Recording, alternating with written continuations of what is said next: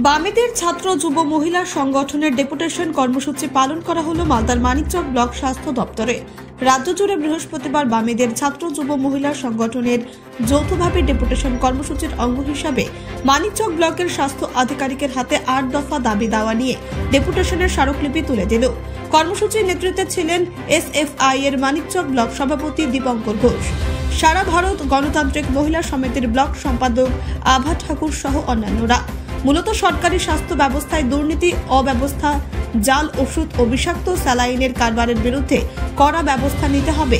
মানিকচক গ্রামীণ হাসপাতালে বিভিন্ন বিভাগের চিকিৎসক ও স্বাস্থ্যকর্মী নিয়োগ, মাতৃমা বিভাগ দ্রুত চালু, গোদাইচর ও নারায়ণপুর চরে প্রতি মাসে একদিন ক্যাম্প করে উন্নত চিকিৎসা ব্যবস্থা দিতে হবে সহ ৮ দফা দাবিতে মানিকচক ব্লক স্বাস্থ্য আধিকারিক ডক্টর অভিক শঙ্কর কুমারের হাতে ডেপুটেশনের স্মারকলিপি তুলে দেওয়া হয়। দল বেঁধে বামেদের ছাত্র যুব মহিলা নেতা কর্মীরা মানিকচক হাসপাতালের সামনে স্লোগান দিতে থাকে। ডেপুটেশন কর্মসূচিতে যাতে কোনো অপ্রীতিকর ঘটনা না ঘটে তার জন্য মোতায়েন ছিল মানিকচক থানার বিশাল পুলিশ বাহিনী। ছাত্র ফেডারেশন, ভারতের গণতান্ত্রিক যুব ফেডারেশন এবং সারা ভারত মহিলা সমিতির পক্ষ থেকে মানিকচক বিওমএইচের কাছে আজকে ডেপুটেশন আমরা তুলে দিই। কি কি দাবি ছিল আপনাদের? আমাদের মূলত 8টা দাবি ছিল। তার মধ্যে প্রথম দাবি ছিল যে সরকারি স্বাস্থ্য ব্যবস্থায় যে জাল ওষুধ, যে দুর্নীতি চলছে, সেই দুর্নীতি বন্ধ করতে হবে। এবং 2 নম্বর কথা হচ্ছে যে মালদা জেলার মানিকচকের যে সবচেয়ে প্রান্তিক এলাকা হচ্ছে গোদাই এবং তার সঙ্গে নারায়ণপুর চর। এই গোদাই ও নারায়ণপুর চরে মাসে একবার করে, একদিন করে স্পেশাল ক্যাম্প স্বাস্থ্য দপ্তর থেকে করতে হবে।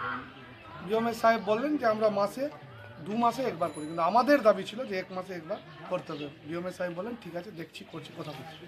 মাতৃমা উদ্বোধন হয়ে গেলেও মাতৃমা চালু হয়নি, এখন আমাদের দাবি ছিল। বিওমএইচ সাহেব বললেন যে আগামী কালই নাকি অর্ডার এসছে যে মাতৃমা কিছুদিন পরে চালু হয়ে যাবে। এবং আরও দাবি ছিল নূরপুরে যে উপস্বাস্থ্য কেন্দ্র এখনও কাজ চলছে, এই কাজটা কতদিন চলবে? কাজটা তো শেষ করতে হবে। বললেন কিছু দিনের মধ্যে কাজ শেষ হয়ে যাবে, কাজ শেষ হলে ওখানে ডাক্তারবাবু আছেন, একজন কুন্ডুস ডাক্তারবাবু আর একজন মহিলা ডাক্তারবাবু আছেন। আমি বললাম স্যার, মহিলা ডাক্তারের যে গাফিলতি, যেভাবে বিহেভ, সেগুলোকে চেঞ্জ করতে হবে। ডাক্তারবাবু বললেন যে ঠিক আছে, আমাদের কাছে কমপ্লেন আছে, আমরা দেখব। এগুলো দাবি নিয়ে আমরা এসেছিলাম। এগুলো দাবি পূরণ না হলে কি করবেন আগামী দিনে? এগুলো দাবি পূরণ না হলে কি করবেন আগামী দিনে? বিওমএইচ সাহেব বললেন যে খুব তাড়াতাড়ি আপনাদের যে দাবি, সেইগুলো দাবিকে পূরণ করার চেষ্টা করব। এরপরে যদি না হয় তাহলে সিওমএইচ সাহেবের কাছে ডেপুটেশন হবে, বিওমএইচের কাছে আরও বড় করে ডেপুটেশন হবে। আমরা প্রতিনিধিমূলক এখন এসছি, এরপরে বড় করে মিছিল করে এসছি, এরপরে বড় মিছিল, মহামিছিল আকার হয়ে বিওমএইচ সাহেবের কাছে ডেপুটেশন হবে। গোদায়ে প্রত্যেক মাসে একদিন করে স্পেশাল ক্যাম্প করতে হবে। গোদায়ের মানুষের যা সমস্যা সরকারের নজরে যাচ্ছে না। আমরা বলেছি যে গোদায়ে ভারতের ছাত্র ফেডারেশন বলছে গোদায়ে স্কুল বন্ধ, স্কুলে টিচার যায় না। আগামীকাল বিধায়ক নাকি বলছে যে গোদায়ে রাস্তা ঘাট পার হয়ে নাকি যেতে হয় স্কুলে। কি করে যাবে?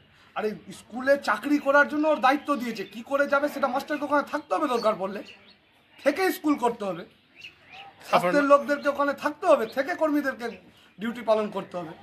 আপনার নাম কি দায়িত্ব? আমার নাম Dipankar Ghosh, SFI Manikchak block president. Malda থেকে পরিতোষ সরকারের রিপোর্ট, কুলিক নিউজ।